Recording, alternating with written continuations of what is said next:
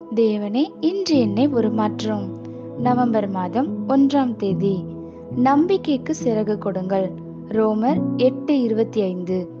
நாம் காணாததை நம்பினோமாகில் அது வருகிறதற்கு பொறுமையோடே காத்திருப்போம். பொறுமையின் ஜீவன் நம்பிக்கையாகும். மேன்மையான நல்நடத்தை நம்மில் நம்பிக்கையை உருவாக்குகிறது.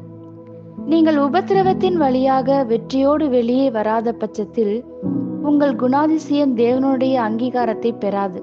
அகர முதலியை போன்ற விசுவாசம், அன்பு மற்றும் நம்பிக்கையை கற்றுக்கொள்ளாமல் ஆவிக்குரிய ஓட்டத்தை ஆரம்பிக்க முடியாது. தேவன் சிலுவையில் நமக்காக நிறைவேற்றியது அன்பு. அவரை நம்புவது விசுவாசம். அவர் நமக்கு செய்ய போகிறவற்றிற்காக காத்திருப்பது நம்பிக்கை. வேதாகமம் ஒரு நம்பிக்கையின் புத்தகம். நமது அனுதின தேவையான கிருபை மிக்க தெய்வீக நம்பிக்கையால் அதன் பக்கங்கள் நிரம்பி இருக்கிறது.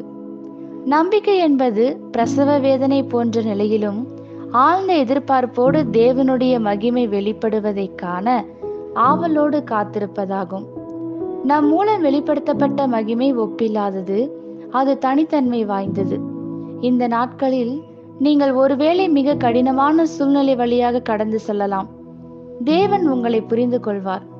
அவர் உங்களை இந்த சூழ்நிலையிலிருந்து தூக்கி எடுத்து முற்றிலும் ஜெயம் கொள்ள செய்ய விரும்புகிறார். இப்பொழுது விட்டுவிடாதீர்கள். நீடிய பொறுமையாயிருங்கள். அனுதினமும் கர்த்தருடைய கரத்தை எதிர்பார்த்திருங்கள். உங்கள் விடுதலைக்காக ஆவலாய் காத்திருங்கள். அது சமீபத்தில் தான் உள்ளது. கூடிய சீக்கிரத்தில் கழுகின் செட்டைகளை அடித்து மேலே பரப்பீர்கள்.